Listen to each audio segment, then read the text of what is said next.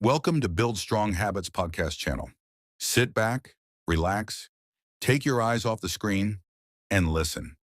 Just listen to this audio podcast, and let's start building habits that transform our life. Hey everyone, and welcome back for another deep dive. You know the drill. We take a ton of information and we try to find the good stuff. The things that make you stop and think, really? So today we are going deep on someone.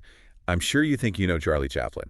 Oh, You yeah. get that picture in your head right away, don't you? The bowler hat, Yeah. the cane, the little walk. Of course. Everybody does. But there is so much more to Chaplin than just the little tramp. Mm-hmm.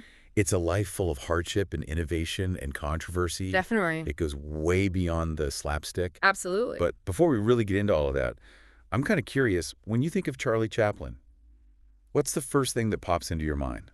Well, I think what's really interesting is that this image we all have, it kind of hides the really complex person behind it all. You know, to get Chaplin, you got to go back to the beginning, London, 1889. Okay. And his childhood was rough. Extreme poverty, Yeah. parents struggling. It's like a world away from all the laughter he ended up creating. It really is hard to believe that someone who brought so much joy to the world came from such a tough place. But that's what makes it so fascinating, right? Those early experiences, they really shaped him, gave him this incredible resilience, this drive to overcome anything. And you see that in The Little Tramp. Yeah. This character who meets every challenge with humor and just a touch of pathos. Pathos. Yeah, like, that feeling of sympathy you get. Almost Pity Chaplin was amazing at mixing that in with his humor, this deep sadness underneath it all. He actually said once, life is a tragedy when seen in close-up, but a comedy in long shot. Wow. Which is just perfect for him, both his life and his art. That's powerful. Mm-hmm. You're right. It makes you think about how he took his own struggles and turned them into something we can all relate to, something universal. Mm-hmm. So how does a kid from the tough streets of London become Charlie Chaplin, a global icon? It's a story in itself. He started performing young, first a children's dance troupe, then vaudeville. This is where he really developed those comedic chops, the timing, the physical comedy, his trademarks. Wow. Then in 1913, he takes a chance, moves to America, joins Max Sennett's Keystone Studios. Oh. Yeah. Those classic silent comedies, total chaos, pies in the face, people running around like crazy. Oh, I love those. That's Keystone. From London to the craziness of early Hollywood. What a journey. So this is where The Little Tramp is born. Right? You got it. 1914. Just a year after arriving in America, he creates the character that changes everything. The baggy clothes, the wobbly walk, that mix of toughness and vulnerability, it just grabbed audiences everywhere. He tapped into something universal, that struggle of everyday people, trying to make sense of a world that feels unfair and chaotic. And then it gets even more interesting.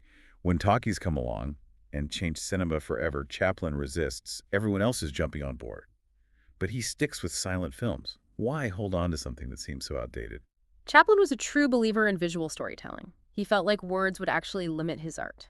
To him, actions, expressions, emotions, those were universal. Anyone could understand them, no matter what language they spoke or where they came from, and he proved it. His silent films kept hitting with audiences worldwide. A great story doesn't need words. It's like he created his own language, one we all understood. Laughter, tears, that little glimmer of hope we were all looking for. But how do you create all that without saying a word? It was a mix of incredible skill and a deep understanding of people, His physical comedy was so precise. Perfect timing, always with that touch of pathos we were talking about. But it wasn't just the slapstick, right? Not at all. His facial expressions were so nuanced, he could tell you how he felt with a raised eyebrow or the twitch of his mouth, and then the way he used his body. Well, waddle. Exactly. It was all so carefully done. To build this character that was funny and lovable, someone you laughed with and felt for. Take the Kid from 1921. Oh, yeah. Still one of the greatest films ever. Comedy mixed with these deep themes.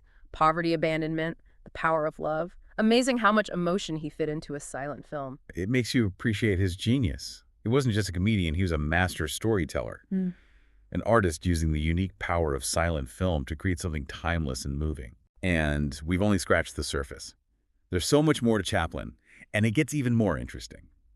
So stick with us as we dig deeper into the life and legacy of this amazing man. Yeah, there's so much more. And it's not even just his talent, He was driven. He wanted to really control his art. So not just happy to be in front of the camera, he wanted to shape the whole thing. Exactly. In 1919, he co-founds United Artists. Oh, wow. With Douglas Fairbanks, Mary Pickford, D.W. Griffith. Huge names. Giants of the industry. It was revolutionary. Yeah. Breaking away from the studios to produce and distribute their own films.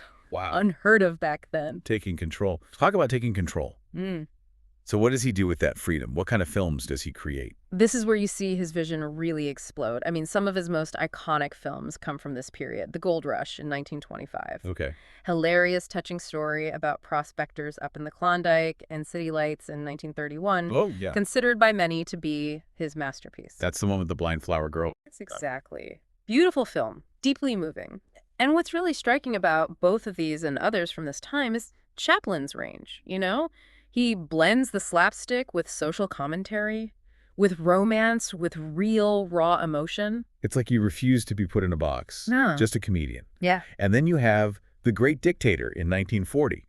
Now, this is not just a comedy. This is a straight-up satire of Adolf Hitler made when the world was on the brink of war. Talk about risky. Yeah. The Great Dictator was a turning point for him. It showed his commitment to social justice, his willingness to use his platform to speak out against tyranny. Not just funny, but a powerful statement. It was, and it cemented him as more than just an entertainer, an artist with a conscience of voice for people who didn't have one. And that social and political side runs through so many of his films.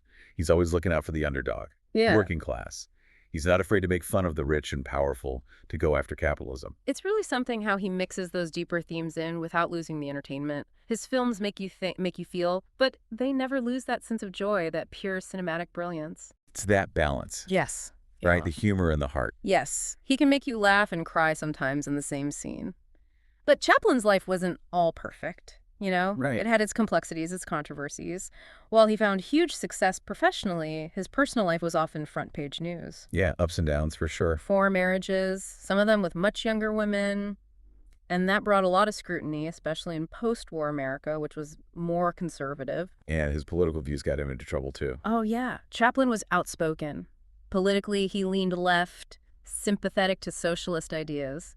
And during the Red Scare in the 50s, that made him a target. Oh no. Accused of being a communist, denied re-entry to the U.S. in 1952. Wow. Be exiled from the country where you built your career. That's got to be tough. It was. He ended up in Switzerland, lived out the rest of his days there. It's such a contrast. This man who brought the world so much laughter facing these huge personal and political battles. It makes you think, with all that complexity, why do people still love him? Why does his work still connect with us today? I think that's the amazing thing about Chaplin.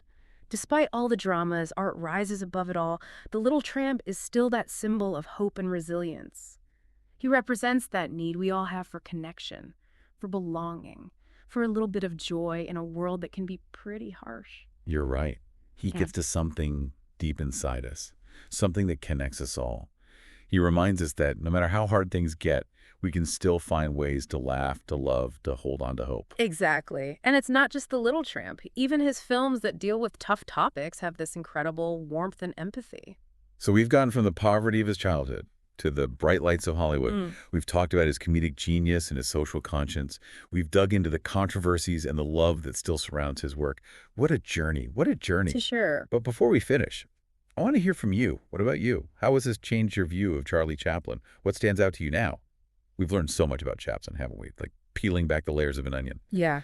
But my favorite part is finding those nuggets of wisdom, the takeaways we can use in our own lives. Yeah. So what are the lessons? What can we learn from Charlie Chaplin that's not just entertaining, but meaningful? Well, first off, I think there's resilience. This guy faced incredible hardship, but he never let it break him. He used it to fuel his creativity, to connect with other people's struggles and achieve amazing success. Resilience, that's a good one. Yeah. It's easy to let setbacks get us down, but Chaplin's story shows us how to keep going, keep pushing. For sure. And another thing is staying true to your own vision. Chaplin had his own style, his own way of seeing things, and he was under pressure to change with the times, especially when talkies took over. But he stuck to his guns. He believed in silent film, and he made masterpieces his way. It's so inspiring. It's like having the courage to be yourself, even when everyone else is saying, be like us. Not easy, but Chaplin shows us it's possible. Exactly. And then you have the power of humor and empathy. Chaplin knew that laughter could bring people together, could help us see what we have in common, but he also knew it could make us think. He used it to point out injustice, to make us look at the world with a critical eye. Make us laugh and make us think. Yeah, he found that balance, entertainment, and social commentary all in one. And we can't forget courage. The courage to speak up. to stand up for what you believe in even when it's not popular. Chaplin faced criticism, exile for his politics, but he never stopped speaking his truth. So we have resilience, staying true to yourself, the power of humor and empathy, and the courage to stand up for your beliefs. Those are powerful lessons, You are. and they feel so relevant even now. Absolutely. I think that's why Chaplin is still such a powerful figure. He wasn't just a comedian, he was an artist, a social commentator, a voice for the voiceless. He made us laugh, think, and feel all at the same time. So as we wrap up this deep dive into Charlie Chaplin, I want to leave you with one final thought. If Chaplin were alive today, what do you think he'd be making films about? What would he be making us laugh about? What would he be making us think about? Imagine those films, those stories. And maybe, just maybe, his example will inspire you to find your own voice, to use your own talents to make the world a little brighter, a little kinder, a little more full of laughter and hope. Thanks for joining us for another deep dive. See you next time. Thanks for listening. If you enjoyed this podcast, don't forget to like, share, and subscribe to Build Strong Habits. Let us know in the comments how you feel about it and what topics you'd love to hear next. Always remember, we're here to build strong habits together.